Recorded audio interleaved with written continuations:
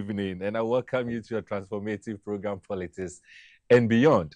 My name is Emmanuel Jr., the Chief Crusader Against Corruption here in Ghana. And I'm smiling, I'm full of smiles because anytime we get opportunity to communicate or have this platform, I'm so happy knowing very well that we are creating a solid platform, future transforming the country, the future of this country. And as I keep saying, if not for the sake of you and I, at least for the sake of the next generation, the children that we are even yet to give birth to. We want to make sure that when they come and they possess the various offices and the leadership roles, they'll be confident to look back and say that you and I, being their fathers and their forefathers, we were able to lay a good foundation for them. And so the country is better than how we will be living it. And so I welcome you. As always, you can get interactive with us using the various social media platforms that we have, including the WhatsApp line that will be exhibited on the screen. Some months back, I introduced you to a new face, and the new face was the fact that Crusaders Against Corruption, and for that matter, this platform, we have decided to take a new posture when it comes to the fight against corruption. And that has to do with using the proactive approach instead of using the reactive approach, which we've been doing over the past years. It is really funny that we want to do the same old things and expect a new result. If we are not fighting very well corruption in this country, it is simply because of the approach we are using. We won't sit and wait for corruption to occur before we come in and say that we are fighting it. We want to ensure that we put in the right structures to make sure that it will not even occur. And that is the proactive approach we're talking about. Last week, we discussed a very important issue, which was so dear, and it is still so dear to my heart, and it has to do with youth unemployment. Remember, we said that this country, Ghana, if we look at the danger that youth unemployment poses, we can only say that we are sitting on a time bomb. And so something needs to be done radically.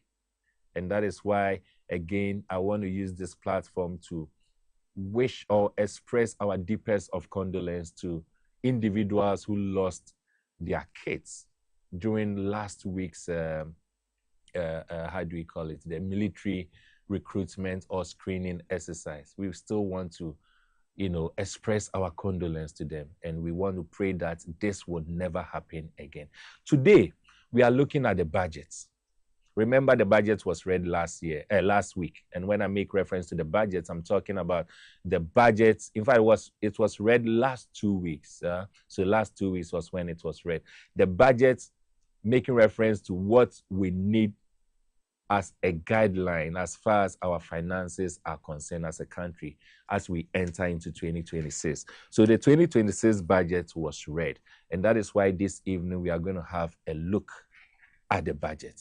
And so the topic for discussion has to do with the 2026 Ghana's budget. That is what we are looking at.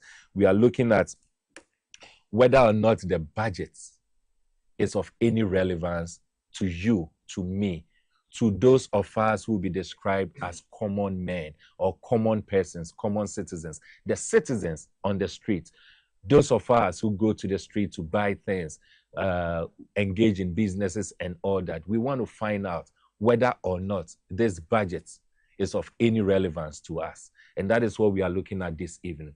I want us to quickly go through the slides that we have as a background. And when we are done with that, we'll take a short break. And when we come back, I'll introduce to you the guests that we have who will help us go deeper into it. So we are looking at Ghana's 2026 budget and what it means for the common man, what it means for each and every one of us. And that's what we are looking at. Now, if you look at the budget, it's really discusses or focuses on 4 thematic areas. The first one has to do with economic transformation. So it's actually 3. The second one is job creation. And then the third one has to do with fiscal discipline. So the budget in its entirety, if you read it or you study it very well, this is what it's supposed to achieve: economic transformation, job creation, and then fiscal discipline. Now, when we talk of all things being equal, the highlights. First one, job creation. The budget prioritizes industrial revitalization, focusing on agro-processing. It focuses on light manufacturing, and it also focuses on export development. And clearly, this can lead to what we term as job opportunities. So job creation, that is what the budget looks like. The second one is digitalization. There are initiatives like digital tax administration systems, which aim to reduce revenue leakages and improve transparency. So that is also the second key highlight from the 2026 budget as read. The third one has to do with anti-corruption measures. It strengthens anti-corruption agencies and public online dashboards for project tracking, which are expected to promote accountability. So that is also the third thing, the key highlight from the budget as read. The fourth one has to do with social programs. The budget, when you read it, you realize that it's increased funding for education, healthcare, and poverty alleviation programs. And this clearly may benefit the vulnerable population. And when I make reference to the vulnerable population, I believe all of us know what the sector that we are talking about. Then the fifth one has to do with the energy sector. The budget also addresses energy sector challenges, potentially leading to improved power supply and economic growth. So those are the things. However, there are two things that comes out as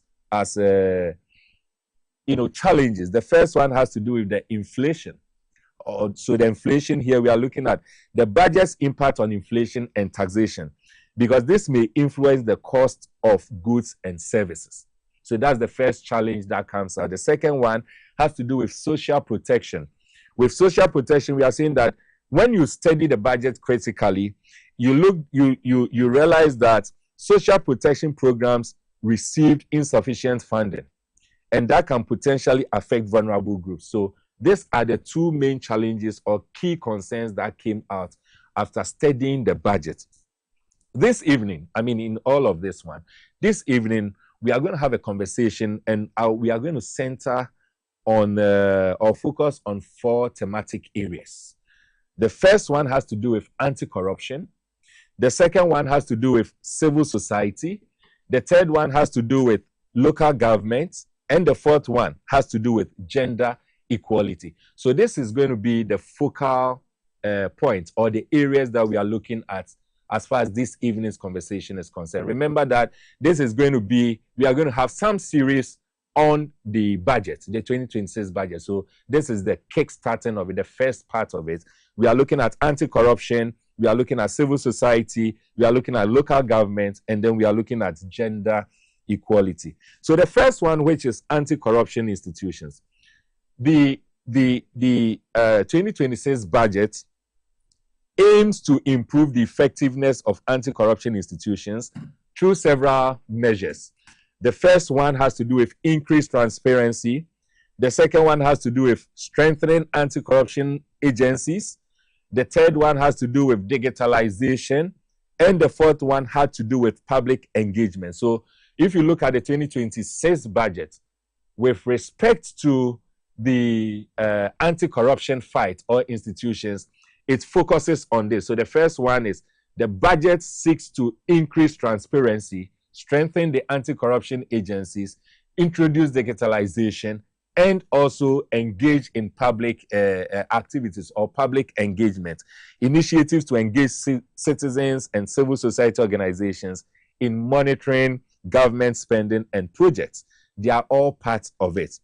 Of course, there are some concerns that have been raised. The first one has to do with political interference, and the second one has to do with weak institutional framework. So we'll see whether or not we will be able to achieve this, knowing very well these limitations: inadequate funding, political interference, and then weak institutions. So that's the first focus we are going to look at. The second one has to do with the civil society, as I indicated.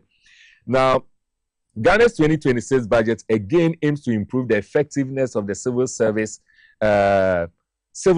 through several initiatives. The budget prioritizes industrial revitalization again, focusing on agro-processing, light manufacturing, and export development under the Ghana First strategy. And so the key areas, as far as civil service is concerned, the key areas that the budget want to, concentrate on, one has to do with digitalization. Two has to do with training and development.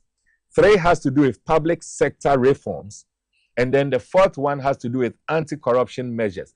All of this falls under the civil service. So when we talk of Ghana's civil service, these are the things that the budget seeks to do to improve upon it. However, concerns have been raised about the budget's allocation to social protection programs. And so clearly, this one also talks about limitation in terms of how much has been, allocated to civil service in this country.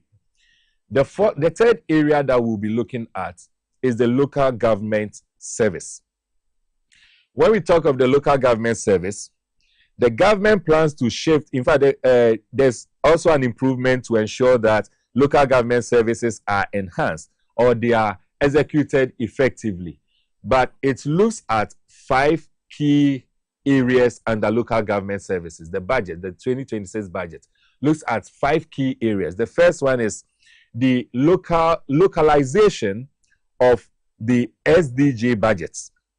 We'll talk about that into details when we come from the break. The second one has to do with increased transparency. The third one, again, strengthening anti-corruption agencies, digitalization, and then we also have the public engagement. So these are also the areas, as far as the budget is concerned, the areas that it wants to concentrate on with the intention of strengthening local government services in this country. Then comes the fourth area that we'll be looking at. The fourth area has to do with gender equality. A lot of people, and even on this platform, we've talked about the difference between equity and equality. So here we are looking at gender equality. And then with the gender equality, the budget talks about the fact that it actually made reference to the Gender Equality Act, and I'm making reference to the Affirmative Action Act 2024, which mandates that women should constitute a minimum of 30% of members in key decision-making bodies. Now, if you look at the budget, it seeks to increase this gradually to about 50%. And that is, progressive enough. In doing this, it is also looking at some thematic areas. The first one, in fact, 4 areas under gender. The first one is mandatory representation. So women must hold at least 30% of key decision-making positions, increasing to 50% over time. The budget seeks to look at that. The second one is gender-responsive budgeting. Government agencies will allocate funds to address gender-specific needs. That is what the budget also communicates to us. Tax benefits, and for me, I am a bit more interested in it. It says that private entities complying with the female employment regulations will receive tax incentives. So that is also one area that the 2026 budget seems to be looking at. The other one is protection against discrimination, which we all know. The law prohibits gender-based verbal abuse and discrimination, imposing penalties for violation. So that is what the budget also seems to advocate or establish. These are the areas that we are going to have our conversation on. We are looking at 4 key areas. The first one we are looking at is anti-corruption, the 2026 budget, and whether or not it is going to help us achieve what we've been talking about. How is it going to have an impact on the anti-corruption fight that we've been talking about, or the corruption fight that we've been talking about, and then by extension, the anti-corruption institutions and laws that we have. The second one is the civil service that we have in this country, how effective the budget will be in ensuring that civil service runs the way we expect it to run. Then the third one has to do with the local government service or the local government system. And that, again, the budget, whether or not the budget seems to, focus on that. Then the fourth area has to do with gender equality. So you realize that this evening we have a very packed conversation to have. And that is why I will not waste much time. I want us to take a quick commercial break, as we always do. And then even before we come back, you are at liberty to share in your comments this afternoon on the discussion platform. That's the WhatsApp platform of Politics and Beyond. There were some interesting conversations going on as far as this evening's topic is concerned. And so you're at liberty, share in your comments, share in your views, share in your questions that you may have on the topic that we are discussing this evening. And at the appropriate time, it will be read and we'll get engaging. Just stay tuned. I'll be right back after this short commercial break. Stay tuned.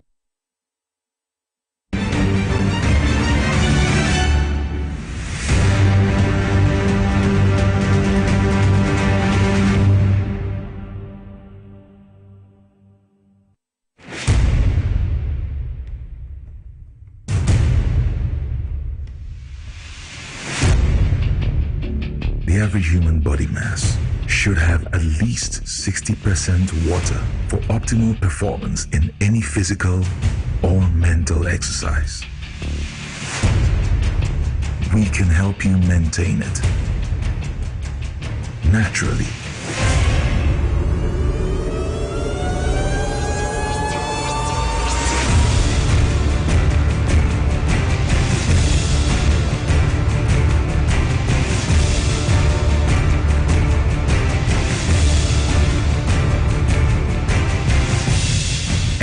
Natural mineral water. Simply natural. For bulk purchase, call 0596 273 546 or 0596 273 547. This advert is FDA approved. Hello, Ghana. Payday is here. Stand a chance to win instant cash prizes on Review Scratch for Win. Up to 100,000 Ghana cedis to be won today. Get ready to play Review Scratch for Win to win big on TV XYZ. Stop scrolling and start winning. It's simple. Dial *850*6# on all networks. Choose your card type and select your lucky card for a chance to win big. Play with at least 5 Ghana cedis or more. You could win up to 100,000 Ghana cedis in cash prizes instantly. Yes, you heard right. 100,000 Ghana cedis in cash prizes. Don't miss out on the chance to win big. Dial *850*6# to play it now. Review Scratch for Win. Scratch if you can. Maybe discussing pound. You must be 18 years and above to play.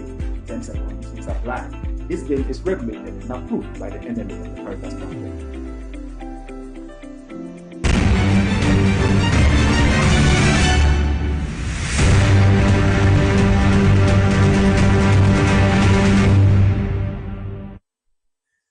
Welcome back to your transformative program, Politics and Beyond. I'm still your host, Emmanuel Jr. And as I indicated, this evening we are going to have a very packed conversation because we are looking at 4 different areas as far as the budget is concerned. But the ultimate is whether or not this 2026 budget is going to be of any benefits as far as you are concerned, as far as I'm concerned.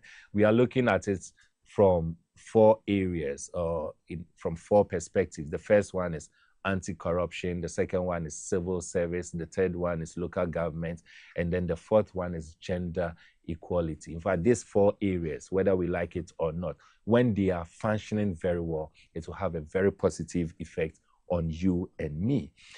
We are actually privileged to have with us someone who is not a stranger at all. In fact, a person I describe as my co-host because anytime he's one person who has so much interest in what happens on this platform, and he's a teacher and a lecturer who will always be marking what we do. And so, I mean, he's not a stranger at all. I'm making reference to the executive committee member of Crusaders Against Corruption Ghana and a political governance and public sector reform expert, a lecturer also with the University of Ghana. I'm talking about your own and my own Dr. Daniel Appiah. Doc.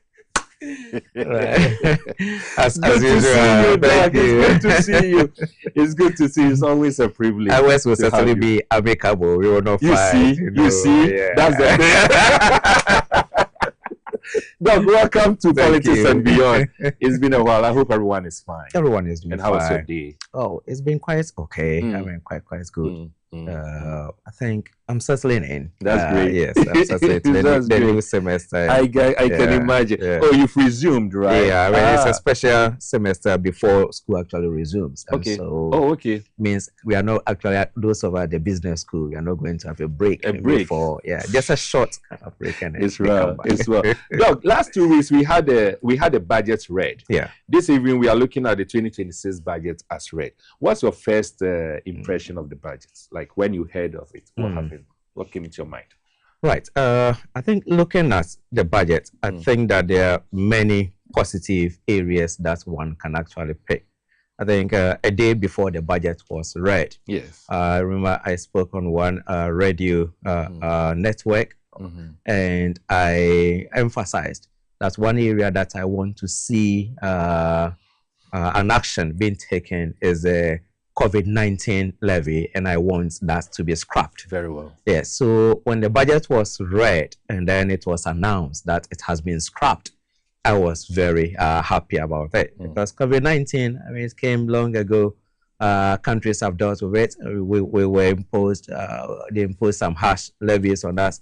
We paid. If you are traveling through the airport, you pay levies and all that. That's and right. then whatever 5 years down the line, you're We are still still paying. having Yes, it and we are still so I paying think it. it was unfair. And so to see such kind of positive step, I think it's a very, very good That's kind right. of thing. And I That's think right. there are other areas that I think we will talk about Very as true. well. Very Yeah. true. Talking of COVID-19, quickly, right after the budgets being read or was read, something happened. I actually saw it on social media. A lot of people made fun of it, but I saw it from a different perspective, where a member of parliament granted an interview, I think a day or two after, and said that she engaged in some business activities and realized that the COVID-19 levy was still operational. A lot of people made fun of it. But what it brought to my attention was the fact that if we have a member of parliament at that level, not even appreciating the process, then we shouldn't take for granted the number of people who are on the street who will also have the same mindset or will even have a worse mindset. So for me, I saw an avenue for us to rather educate other than making fun. It is possible genuinely that member of parliament, even though it is sad that you be a member of parliament who is expected to know the terrain, the process. Can you, within a second or two, will you be kind enough to educate us on how or what the process is? When a budget comes and say that I'm scrapping, I'm taking off a certain tax or levy, what is the process to ensure that the ordinary person now will benefit from it? I want to even read the text, because the finance minister was categorical. Was very categorical. It wasn't like we will abolish the COVID-19 this year. He said with immediate effect. With immediate effect. You know, and so it is not something that someone could just after 2 days or 3 days then say, oh, at the end of the day, so the thing is still in the pipeline and then it will be scrapped. So it was taking effect immediately. And by abolishing it immediately, that step was going to put, Mr. Speaker, by abolishing the COVID-19 levy, government is putting 3.7 billion cedis in the pocket of individuals and businesses in 2026 alone. You know, and as I said, the finance minister was categorical that it was with immediate effect. And also once the budget is actually approved by members of parliament, we take it that at the end of the day, it has taken effect, and whatever that they say that they have abolished immediately at the end of the day, you know, it's abolished. You know, and so at the end of the day, it is very important that people have to take certain actions and steps of government very seriously. I think the country, sometimes we joke too much. I mean, things that are serious, we need to be very serious about it at the end of the day. if a particular tax has been abolished immediately, it is important that we all have to support and then praise the government and then support. And then rather ask the government, how the government is going to find that kind of money that is going to lose in order to hold the economy. Is it going to come from the gold board? Where exactly? And so we need to look forward rather than appreciating some of the positive steps that are taken. So what it means is that even though the finance minister said that it's going to take place with immediate effect, it will, the immediate effect will take place or commence after the budget has been accepted. Approved. Reading the budget doesn't necessarily mean that it has been approved. No, it does not mean it has been approved. But once it says immediate effect, yes, it means that at the end of the day, whenever it's accepted, it will have to take, they can do a retrospective kind of very well. So all those who were expecting that the budget was read today, the following day, whatever was said with regards to COVID-19 will be effected. We are telling you that whatever needs to be effected, relying on the word with immediate effect, will only take place after the budget has been approved. And the fact that the budget was read doesn't mean that the budget has been approved. Discussions and debates will take place after it has been read, and then it will take, pass through a certain process before, it goes to committee levels and all that. They will have all the extensive conversations on it. Then after, it will be approved. Remember, there was an instance in this country where, and I'm making reference to His Excellency Liman's administration, where a budget was read, but it was not approved.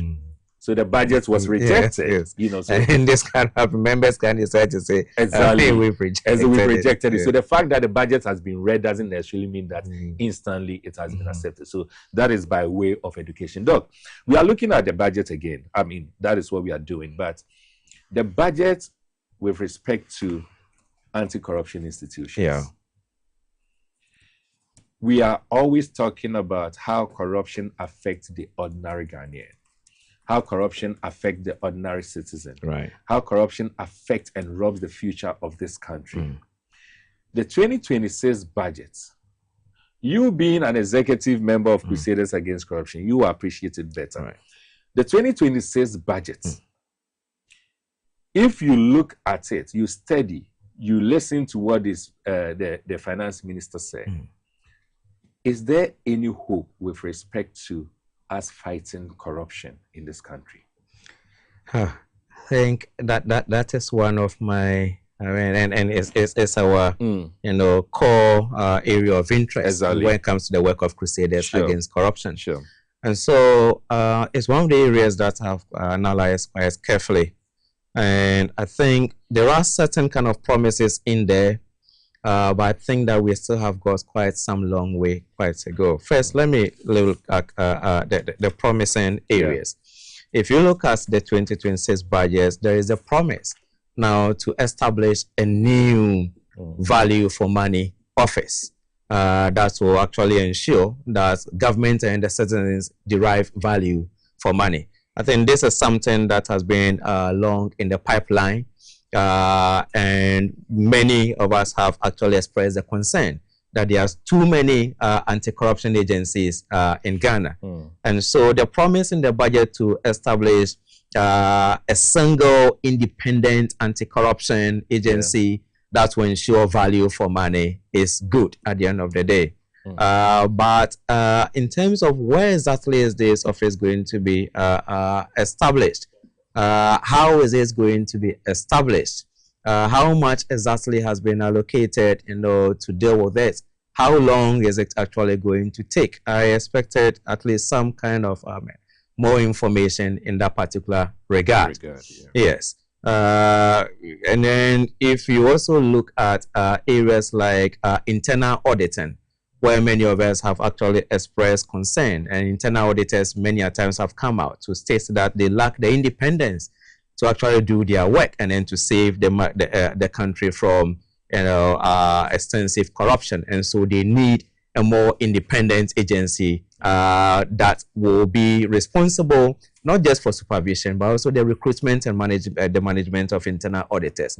And then since 2023, the Internal Audit Service Bill, or agency bill, has been on the drawing board of the cabinet, and we've not seen it pass. I was expecting to see that in this budget, some strong push will be given to strengthening internal auditing, because, mind you, many of the acts of corruption that are being reported, if internal audit units were to be working effectively in organizations, I think that they could have minimized many of the huge, acts of corruption that are being reported left, right, center.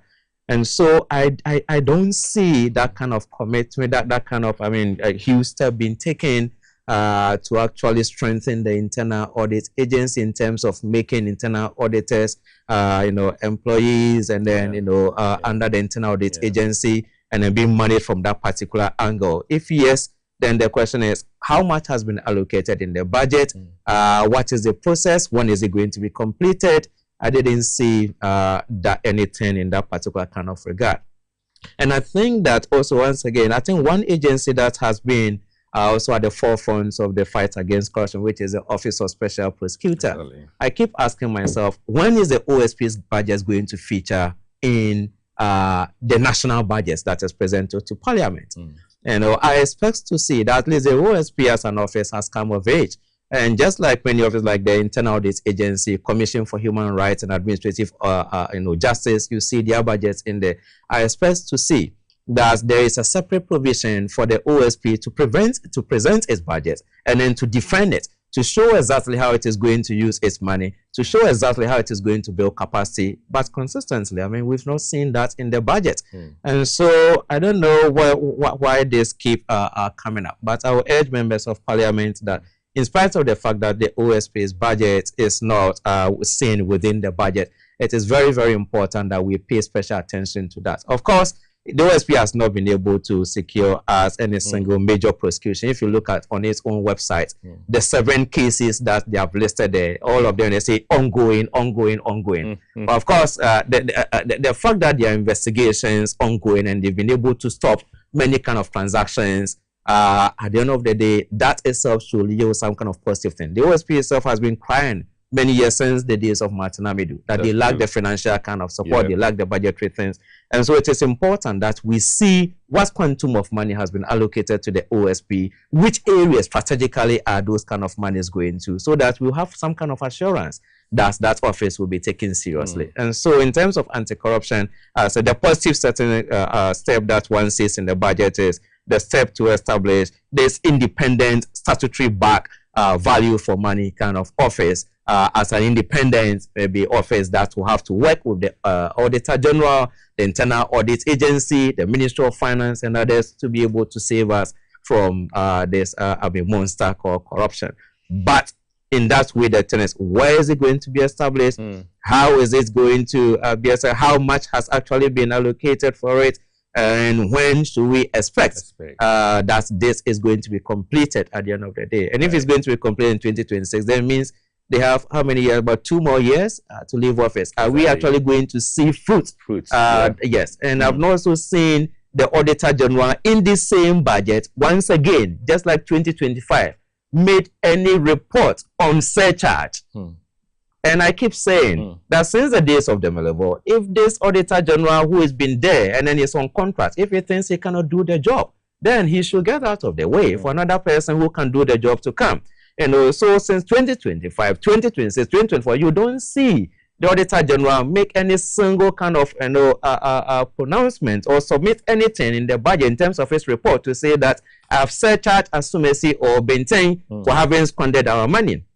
All that they keep on reporting, well, we've recovered this, we've recovered that, we've recovered this.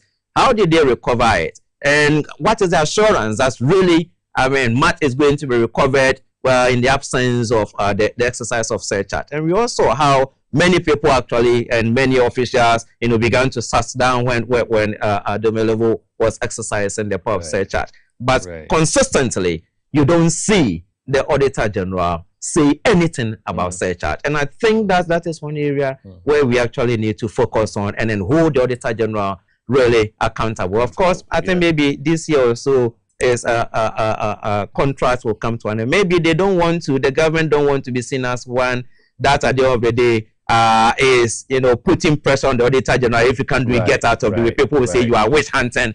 But so mind you, waiting for exactly for waiting to come to an to expire. But who is it affecting? It's affecting you and I. Exactly. And so we need to deal with it because we are paying him at the end of every month. Exactly. You know, exactly. Right. So MP should call him to order at the end of the day to that yes, before we approve, as I said, the budget has been read. Before we approve and release of this this money for your agency, we must go into an agreement. If you cannot exercise the search, if you cannot recover this X and Y amount, then at the end of the day, we are sorry. We think that we cannot release this kind of amount for you. Let your tenure expire. Let whoever will come, and then let us release the money to the person to do their job. There's this country, it just escaped me, but it's an African country where they have a standing convention. That I'm not sure it's a law, but it's a convention that says that before they introduce or establish any new office, they do the various analysis to make sure that the returns from that office outweighs the investment they make into that office. So for instance, if Ghana was that country, they would have, before establishing the office of the special prosecutor, would have said that the office of the special prosecutor is going to take us X amount of money to operate 1 year. Right. That 1 year, we are expecting that the office will be able to give us X plus 1 amount. So that the amount, the returns, the revenue that the office is expected to bring to the country outweighs that of the investments we are making. You make mention of value for money office. In fighting corruption, the institutions are very key.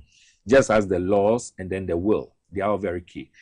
Value for money office falls under the institutions. Right. Whatever office this is going to be, or however it's going to operate, it is going to cost the taxpayer.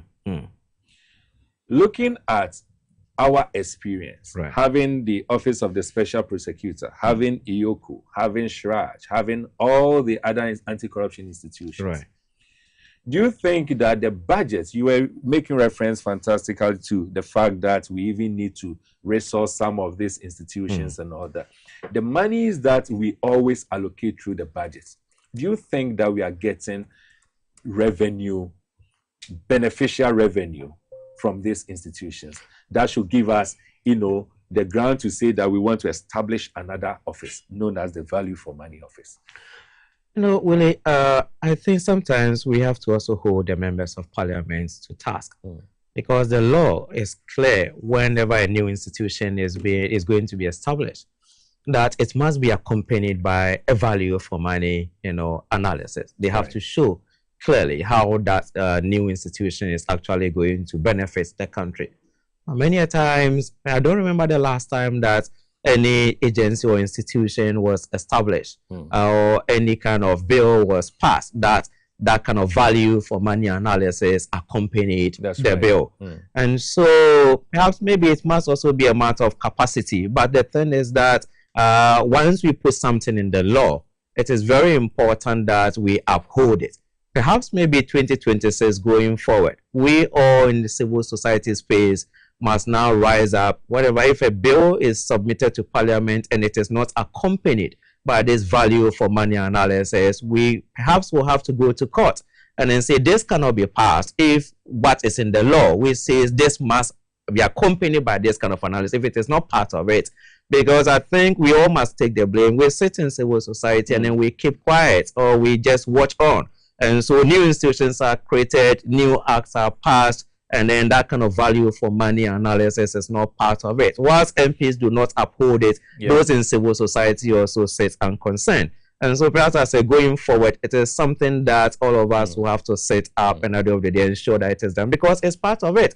Before the thing gets to cabinet, at the end of the day, if you go to the cabinet's memoranda, the things that are supposed to be done, it's all part of it. Before it is passed, it goes to parliament. All those things must be accompanied. And so if it is not part of it, then we should not. You know, we must uphold our own laws. We have too many good laws in the books, and yet we the citizens and then those in parliament, civil society, we just sit and we don't do what we have to do.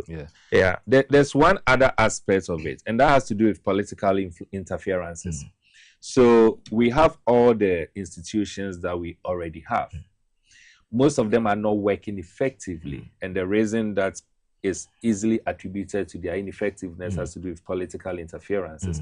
And I wouldn't want us to play the ostriches, knowing very well how our structure is, especially our 92 Constitution is.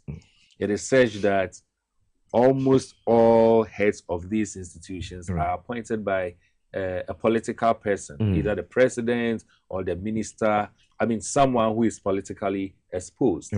And so the allegiance ordinarily is towards the one who appointed them. You know, how effective will still, if we are talking about anti-corruption institutions, establishing value for money office, assuming, and for me, from all indication where I sit, I won't be surprised that the budget will be passed in its entirety, because the current government has the majority. They can easily do that. So, assuming it is passed, value for money office is established. A new institution has been introduced into the anti-corruption environment or arena. Having in mind the political interferences that has weakened the already existing institutions, how do you think that we can, you know, effectively operate this new office so that whatever money that will be allocated to this office through the budget, Ghanaians will indeed get value for money? Well, this thing comes back to what we all know to be the major hindrance, which you have talked about, the issue of political interference. And we've all pointed out the fact that so long as it is the Attorney General who is the chief prosecutor, who is, the chief organization that is supposed to lead the recovery of loot from those who have actually, looted our coffers. It is going to be very, very difficult for us to fight against corruption. And so when the Office of Special Prosecutor was being created and people were making a lot of noise about the supposed independence of this office, a lot of things were raised about the fact that no matter how this office is structured, still it must cooperate, must work with many agencies before it will be effective. And true. And we've heard the OSP talk about many offices or many organizations that they were supposed to cooperate with them, and sometimes how difficult it has been to get that kind of cooperation. And so in the absence of the constitutional reform that we are all looking forward to, and then to structure a more independent organizational structure, I don't think that this new value for money office is going to actually make any kind of difference at all, you know. And so it is very important that, yes, we take the fight against corruption seriously. But if we are not going to actually, create a more independent anti-corruption agency, and it's going to be another agency that must rely on the Attorney General at the end of the day to do the prosecution and all those in the recovery, then we are not going to move forward. That takes us to a very important thing. If you read the whole budget, 2026, where is the Constitutional Review Commission's work or committee's work? Very important. In fact, it is not even mentioned. It is not mentioned in there.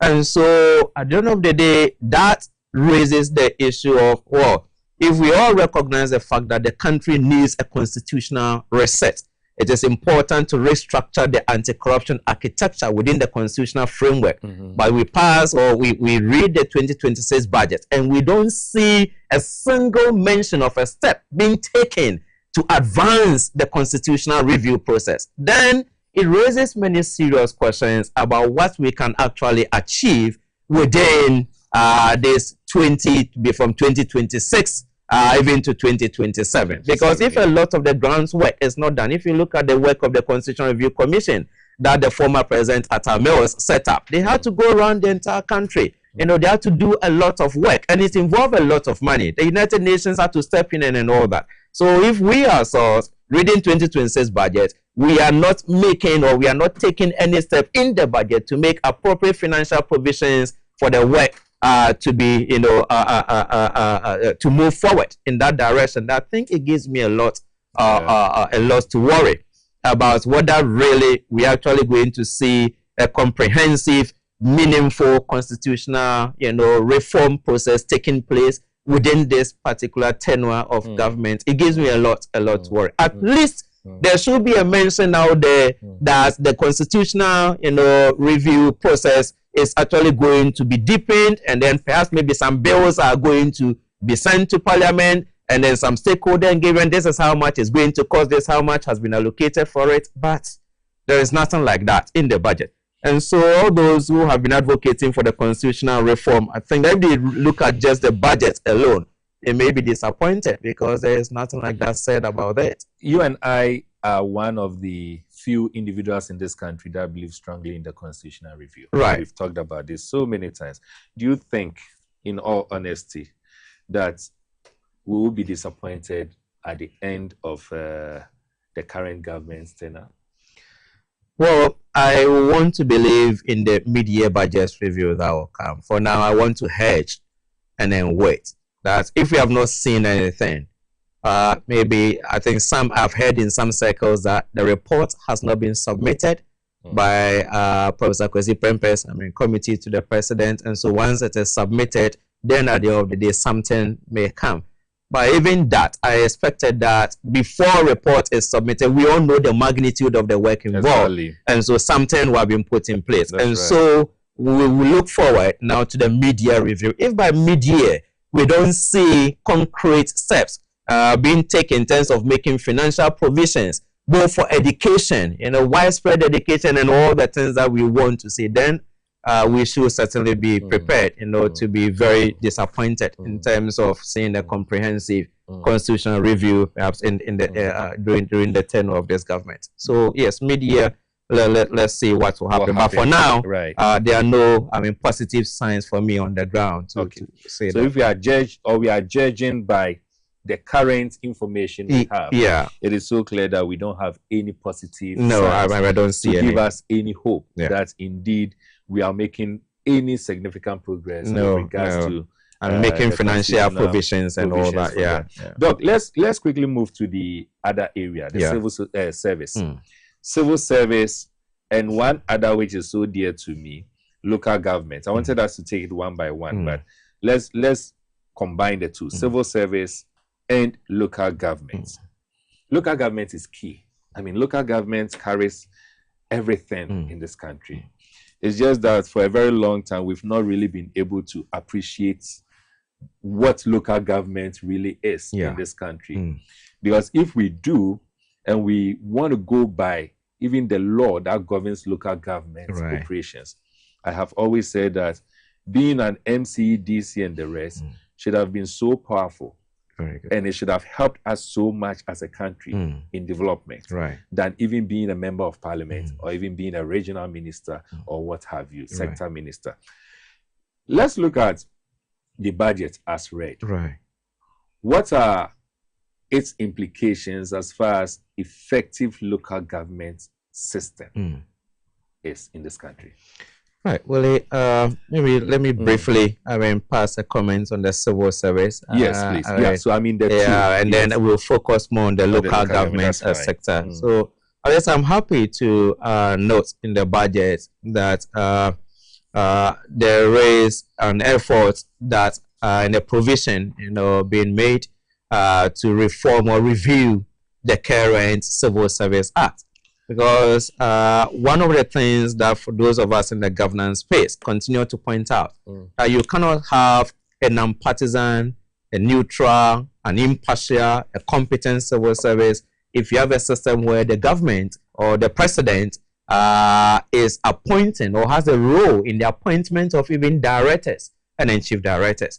If you go from section 19 to 20 to 35 of the Civil Service Act, in any case, the civil service law itself, came into force on the 6th of January 1993, a day before the Fourth Republic Parliament actually sat. Right. And so it was as if let us rush it and then let us get us done before even Parliament actually sits. And if you look at the rules in there, it does not actually support a system where a competent, non-partisan, apolitical civil service can actually emerge within a competitive democratic setup where you have two political parties fiercely fighting and contesting for control over who gets appointed as chief, as director, and all that. And we see that as the competition for political power heats up, now many in that particular space, I'm talking about the civil service, there have been many complaints that at the end of the day, there's a lot of political interferences here and there. And so there is a need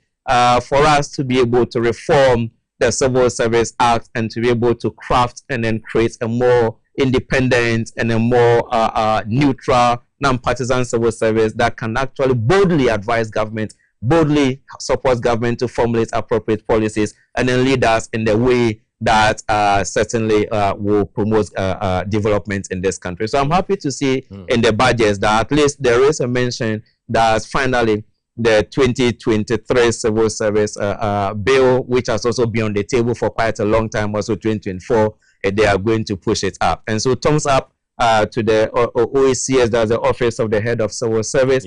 And I will urge the CLOSAC, that is the Association of Civil and Local Government, Association of Ghana, the members to pay particular attention to the content of that kind of bill that is going to be passed, or that is going to be submitted to Parliament for consideration, and so that we can have a better civil service. That then brings us to the local government, and that certainly is a very big space and a very important sector. If you look at the budget, once in 2026, that is a space that we expect that there should be a lot of impact in local communities, because 8.9 billion Ghana cedis has been allocated to the MMDAs, that is to the District Assemblies Common Fund, 8.9 billion Ghana cedis. And this is the huge, or the biggest amount that we've seen for many years. So it is an increase on the previous year's money that was allocated to the local government. But here is also the thing. While this huge amount of money has been allocated to the sector, I believe that the government, central government, is treating the MMDAs, as the Metropolitan, Municipal and District Assemblies, as if it is being managed by people who are unable to really think for themselves about what kind of development projects that they want. Why do I say so? You read the budget, and last year when a big amount of money was released for the District Assemblies Common Fund, we complained that it is not the business of government, central government, to sit at the top there and dictate to those in local communities, airport area, Adenta area, Ayawaso, to say, look, use 25% of that budget for health, use 10% of that budget for environment, use 10% of that budget for school furniture, use 10% of that budget for health, and then at least 2 chiefs compound. In the education sector, use about 10%. Make sure that you have built at least 1 KG block, 1 JHS block, 1 primary school block. Come on. I mean, we are talking about serious development. And so in the areas where they have this, now they have to now go to a new bureaucratic kind of process to go and then seek approval to say, we already have this. Can we use the money for something different? It is very important that we need to strengthen the accountability mechanisms that govern the local government system. People around Adenta, Airport, Ayawaso, I mean, there are many people there, I mean, huge numbers of citizens with high levels of education, assembly members, of course, many of them have high levels of education. And I continue to say, even before independence, the colonial governors were even allowing the native authorities to plan themselves and to decide how they use their resources to embark on development. How much more after independence? Over 60 years after independence, we are sitting at the center and then dictating, use 10% for this, use 5% for this, use 20% for this, as if people don't know exactly what kind of development that they want. And that kind of dictatorial kind of, policies where we are tying the hands of district assemblies to decide, for central government to decide where the money should go, it undermines and constrains development. Because if you are constraining what I can use the money to do at the end of the day, then all that I have to do is just to go and then sit out there and perhaps decide where to put a school, where to put a KG block, where to put a church compound, and then all those things. What is the value of that for me? If we really want to actually transform the local economy, it is not about dividing the money into something like nkukon kind of money now for the assemblies to spend. Some of them need big infrastructure kind of push, big industrial kind of push to partner with the private sector to be able to move the local economy forward. And so I do not think that it is appropriate and it is against any principles of local governance for the center to dictate what percentage of money should actually be used for what kind of project. What is use 25% for 24-hour model market? What is that? What is 24-hour model market? And so if you, I don't know what that is, and so I don't know if you go to Cape Coast, Kotokraba or Takrady, where you have these big markets now springing up. Is it that now the people now have to go and then sit and then now decide what is that they want and come back to the government to say, look, we already have this big market, and so give us the space now to decide how to use the money? No, it is very important that at the end of the day, money has been released, but we have to put and then strengthen the mechanism. We have to put in place mechanism and strengthen it. Before the money is released to you, the law says you and the people must plan.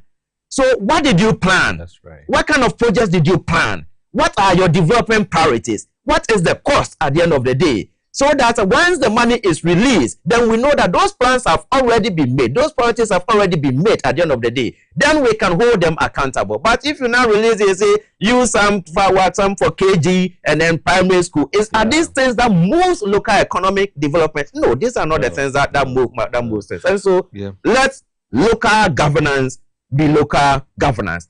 Let the people and the MMDAs decide with their people how to make a big effect on the lives of people down there. And we should not sit at the top and then constrain development at the local level. Doc, with local governments and with what you've said, clearly local government is supposed to be a backbone when it comes to development in this country or in any serious country.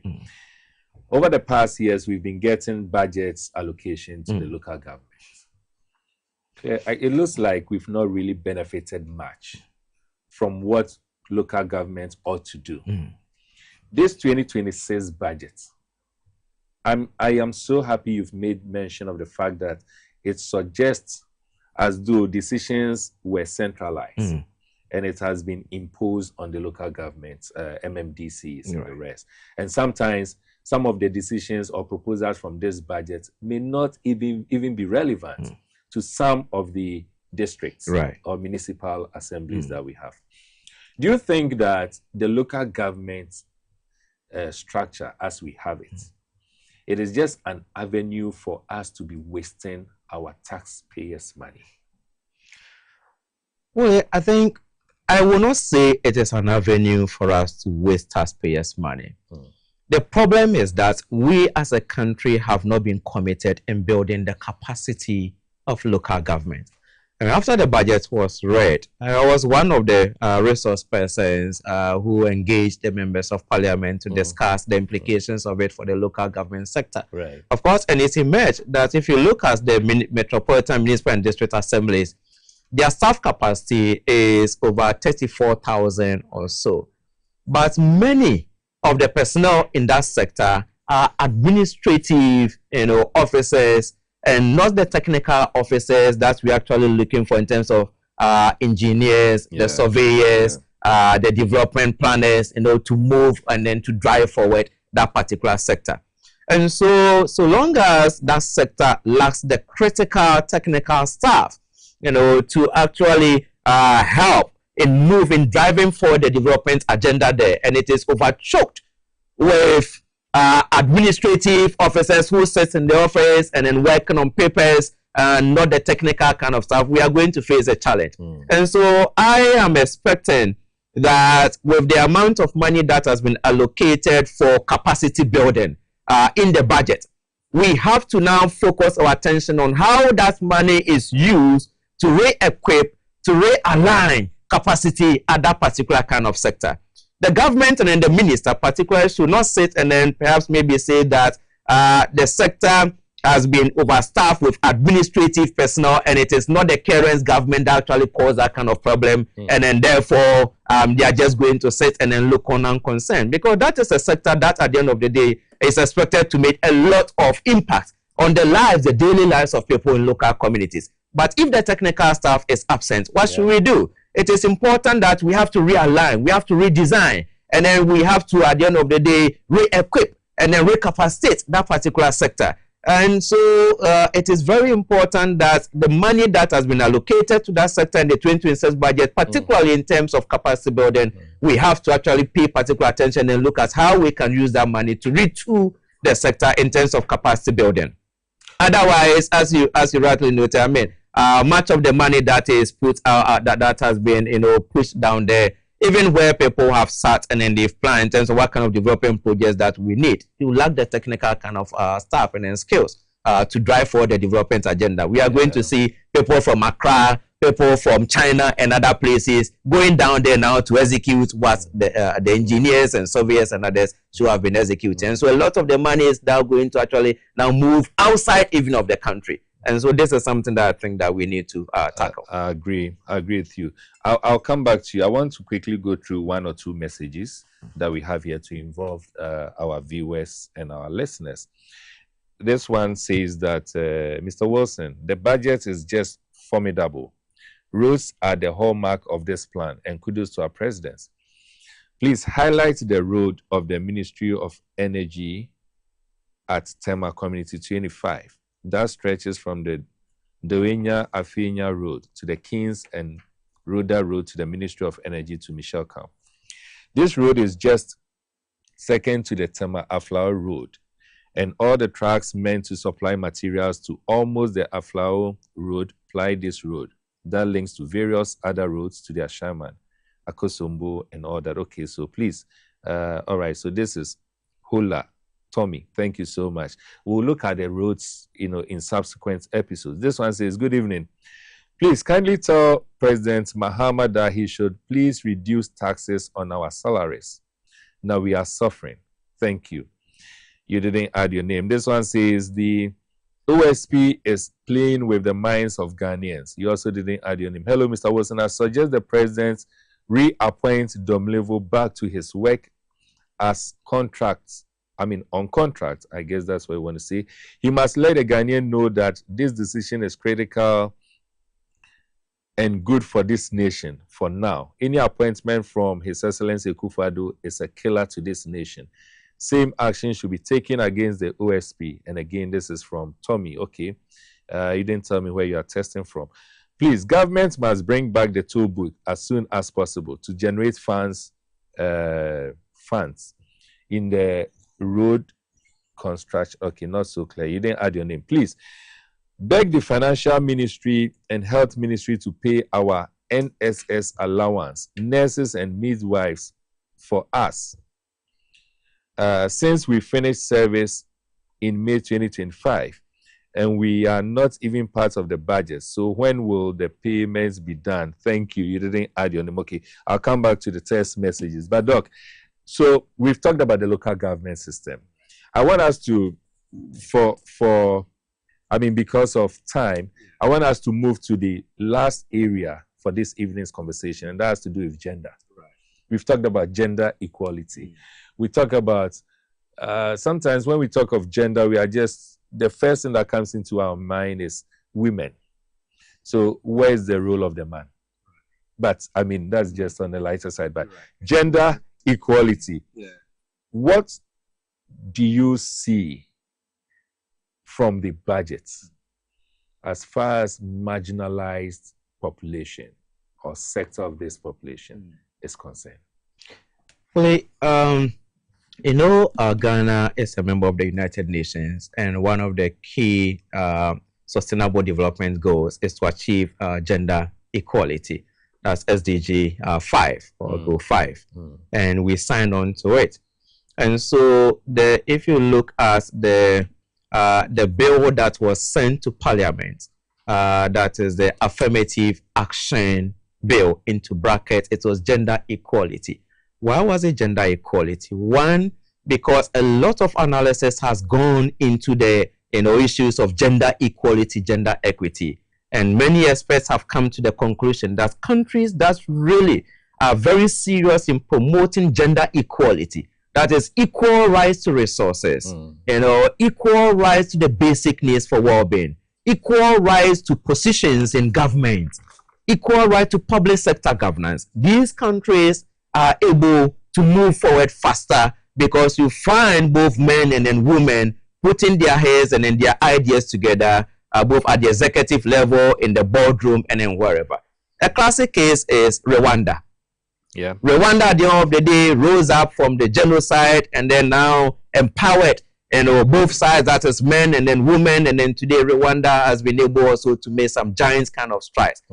But the bill that was sent to Parliament, which was approved by Parliament, was the Gender Equality Bill. At the end of the day, between the time that the bill was approved and then the time that the executive should sign the bill, they changed this from that now to gender equity.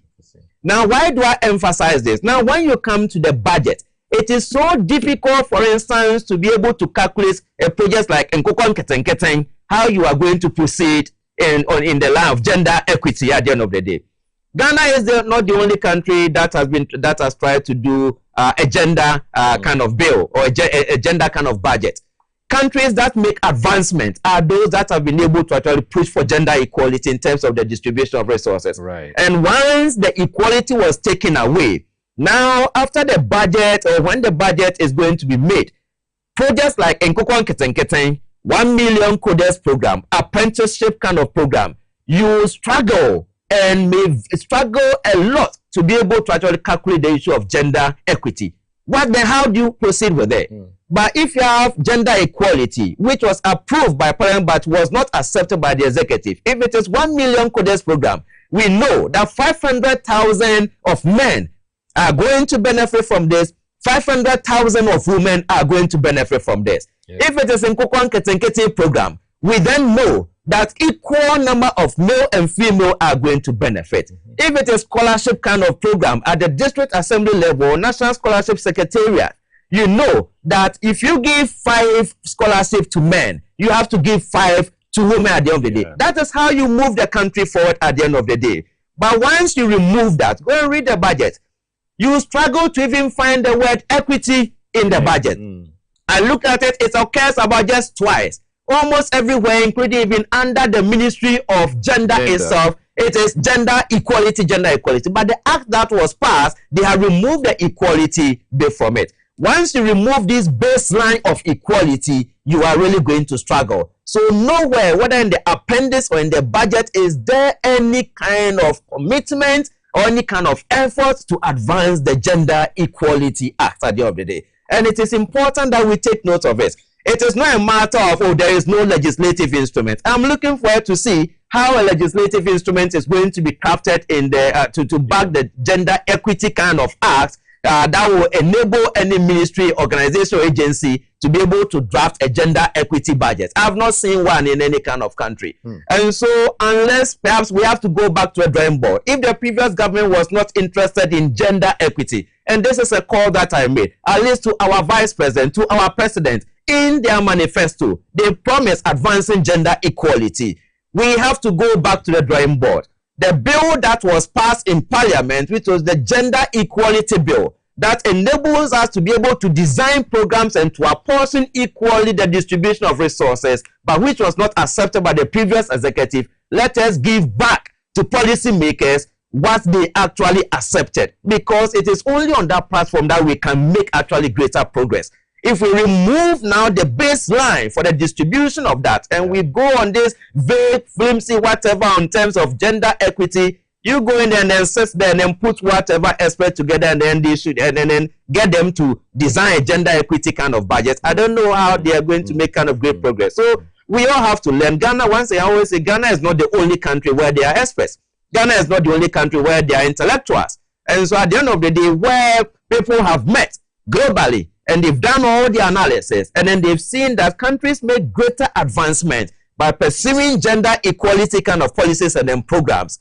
And therefore, you are a signatory to it, and you come back, and your people say, yes, we favor it. We've passed or supported the gender equality bill. It has come out, and you, one person, say, no, I'm not going to support it unless you remove it from it. And now it affects the development. It affects our ability to do this kind of calculations. I don't think it is fair enough.